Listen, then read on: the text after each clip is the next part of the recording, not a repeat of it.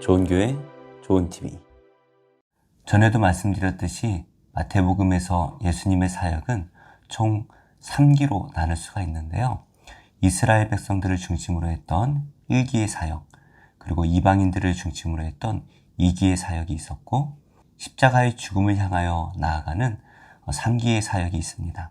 오늘 말씀은 바로 이 3기에 해당되는데요. 예수님께서는 자신의 십자가의 죽음을 준비하고 계신 것이죠. 예수님의 십자가의 죽음이 가까워지고 있는 이때에 예수님께서는 어떻게 사역하셨는지 오늘 말씀을 통하여 함께 나누고자 합니다. 그들이 무리에게 이르매 한 사람이 예수께 와서 꿇어 엎드려 이르되, 주여, 내 아들을 불쌍히 여기소서. 그가 간질로 심히 고생하여 자주 불에도 넘어지며 물에도 넘어지는지라. 내가 주의 제자들에게 데리고 왔으나 능히 고치지 못하더이다. 믿음이 없고 패역한 세대여, 내가 얼마나 너희와 함께 있으며 얼마나 너희에게 참으리요. 그를 이리로 데려오라. 이에 예수께서 꾸짖으시니 귀신이 나가고 아이가 그때부터 나으니라. 이때에 제자들이 조용히 예수께 나와 이르되, 우리는 어찌하여 쫓아내지 못하였나이까? 너희 믿음이 작은 까닭이니라. 진실로 너희에게 이르노니 만일 너희에게 믿음이 겨자씨 한 알만큼만 있어도 이 산을 명하여 여기서 저기로 옮겨지라 하면 옮겨질 것이요, 또 너희가 못할 것이 없으리라. 갈릴리에 모일 때 예수께서 제자들에게 이르시되, 인자가 장차 사람들의 손에 넘겨져 죽임을 당하고 제3일에 살아나리라 하시니 제자들이 매우 근심하더라. 가버나움에 이르니 반세계를 받는 자들이 베드로에게 나와 이르되, 너의 선생은 반세계를 내지 아니하느냐? 내신다. 하고 집에 들어가니 예수께서 먼저, 시몬아, 내 생각은 어떠하냐? 세상의 임금들이 누구에게 관세와 국세를 받느냐? 자기 아들에게냐 타인에게냐? 타인에게니이다. 그렇다면 아들들은 세를 면하리라. 그러나 우리가 그들이 실족하지 않게 하기 위하여 네가 바다에 가서 낚시를 던져 먼저 오르는 고기를 가져 입을 열면 돈 한 세겔을 얻을 것이니 가져다가 나와 너를 위하여 주라. 예수님께서는 제자들과 함께 변화산 사건을 경험하신 후에 산에서 내려와서 백성들에게 나아갑니다. 그러자 한 사람이 예수님께 와서 꿇어 엎드려 이렇게 간구합니다. 15절 말씀이네요. 주여, 내 아들을 불쌍히 여기소서. 그가 간질로 심히 고생하여 자주 불에도 넘어지며 물에도 넘어지는지라. 내가 주의 제자들에게 데리고 왔으나 능히 고치지 못하더이다. 한 사람이 자신의 아들이 간질로 고생하고 있어서 예수님에 관한 소식을 듣고 제자들에게 아들을 고쳐달라고 찾아왔습니다. 그런데 제자들이 그 아이를 고치지 못했던 것 같아요. 그래서 이 사람이 예수님께 고쳐달라고 간청을 하고 있는 모습이네요. 그러자 17절 말씀입니다. 예수께서 대답하여 이르시되, 믿음이 없고 패역한 세대여, 내가 얼마나 너희와 함께 있으며 얼마나 너희에게 참으리요. 그를 이리로 데려오라 하시니라. 예수님께서는 믿음이 없고 패역한 세대라고 나무라고 계시네요. 지금 예수님께서는 십자가를 준비하시고 곧 그 십자가에 달리셔야 했는데요. 아직까지도 제자들은 이 사람들을 고쳐주고 못하고 있네요. 그런데 예수님께서는 지금 믿음이 없고 패역한 세대다라고 말씀을 하시는데요. 이 패역한 세대라는 것은 사악한 그리고 삐뚤어진 이러한 의미를 가지고 있습니다. 그리고 예수님께서 제자들에게는 20절 말씀에 너희 믿음이 작은 까닭이다 라고 말씀을 하시는데요.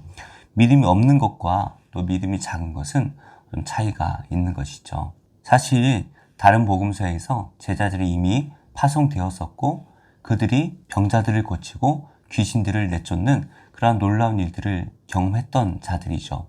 그러니까 지금 병을 못 고치는 것은 제자들이 믿음이 작아졌다라는 것도 의미가 될 수도 있겠지만 이곳에 모여있던 무리들, 특별히 이 아이의 아버지의 믿음이 적었을 수도 있다라는 것을 우리가 기억해야 되겠네요. 그래서 27절 말씀은 제자들을 향한 예수님의 훈계의 말씀일 수도 있지만 그곳에 모여있는 이 아버지와 또 무리와 특별히 서기관과 바리새인과 같이 믿음 없는 자들, 그들을 향해 예수님께서 하신 말씀일 수 있다라는 것을 우리가 기억해야 되겠습니다. 그래서 예수님께서 이 아이에 있는 귀신을 꾸짖으셨더니 귀신이 쫓겨나갑니다. 그래서 그 아이가 낫게 되는데요.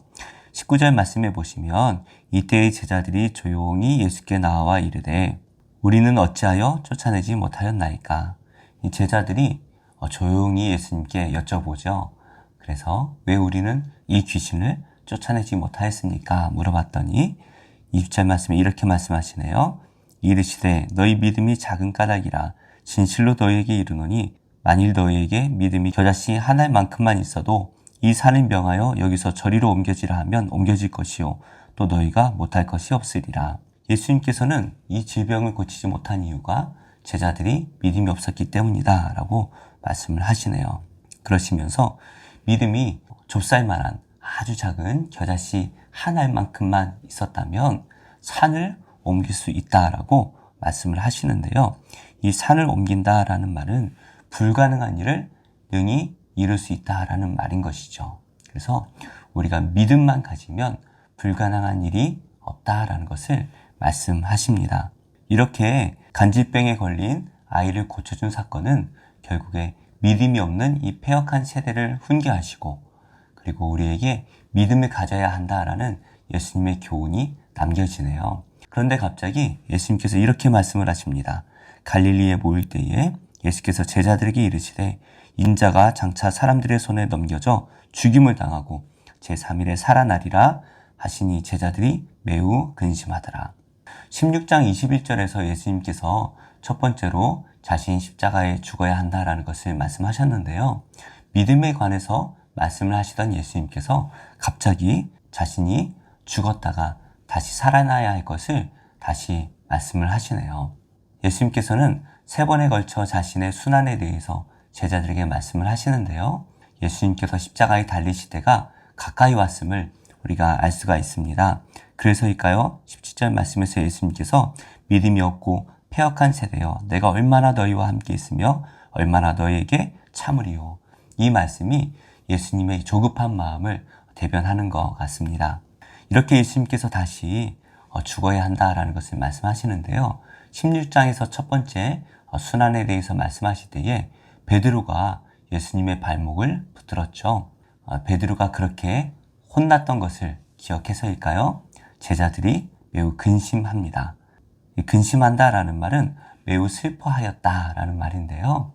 자신들이 기대했던 메시아의 모습이라면 로마 군인을 내쫓고 예수님께서 이스라엘의 왕이 되셔야 하는데요. 그 예수님께서 십자가에 달리셔서 슬퍼하는 것이 아닐까 생각이 되어지네요. 그리고 예수님께서는 가버나움에 이르셨다라고 말씀을 하십니다. 그때에 반세겔 받는 자들이 베드로를 찾아오는데요. 이 반세겔이라는 것은 성전세를 의미하는 것이죠. 그래서 이스라엘 백성들은 의무적으로 1년에 반세겔의 성전세를 하나님께 드려야 했습니다. 그래서 이 성전세를 거두어서 성전을 유지 보수를 하는 것인데요.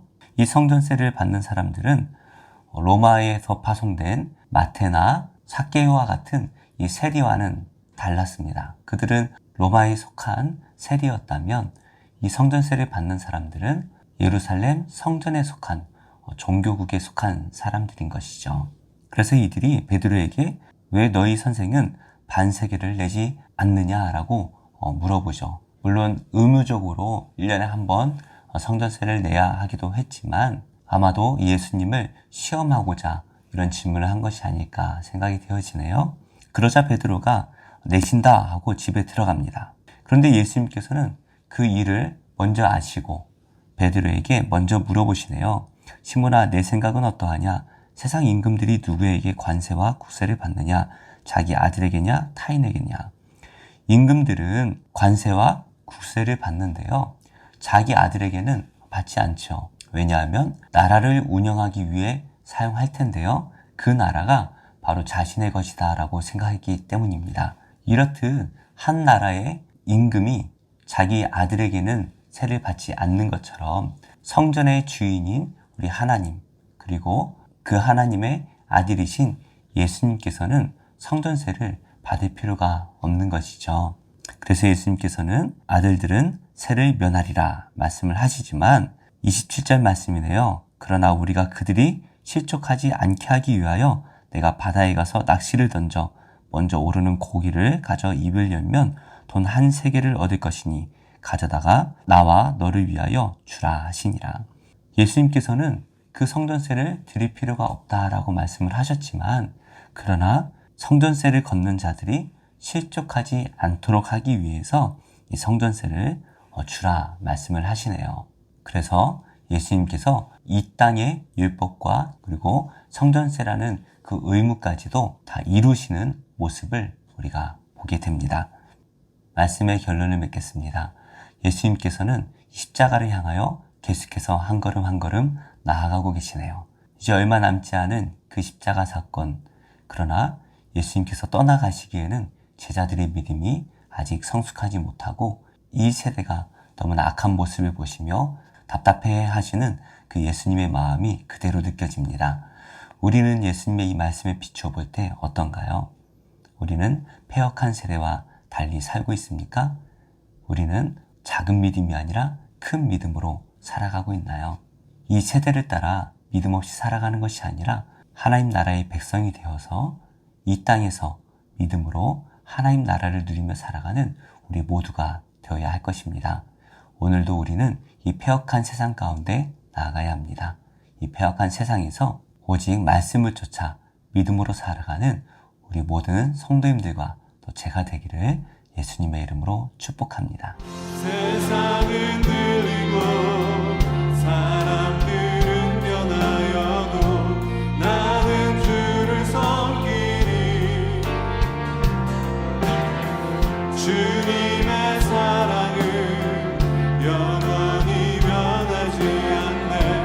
나는 주를 신뢰해. 오직 믿음으로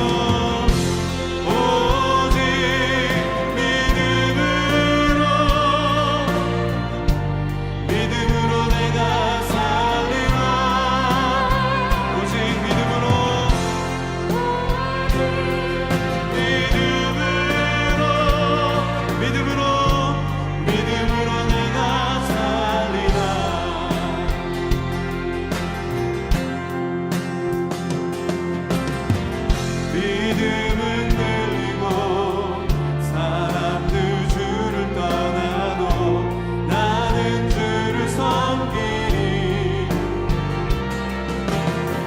주님의 나라는 영원히 죄하지 아멘. 나는 주를 신뢰해. 오직 믿음으로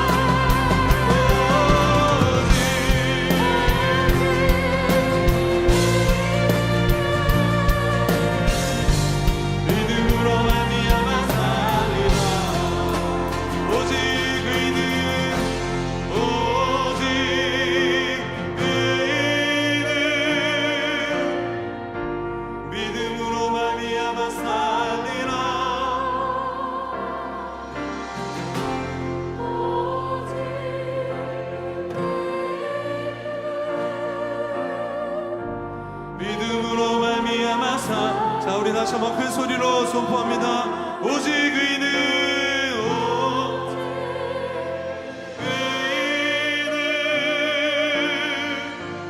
믿음으로 말미암아 살리라. 오직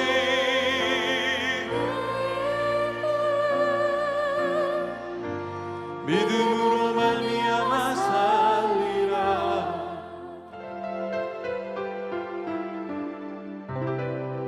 좋은 교회, 좋은 TV.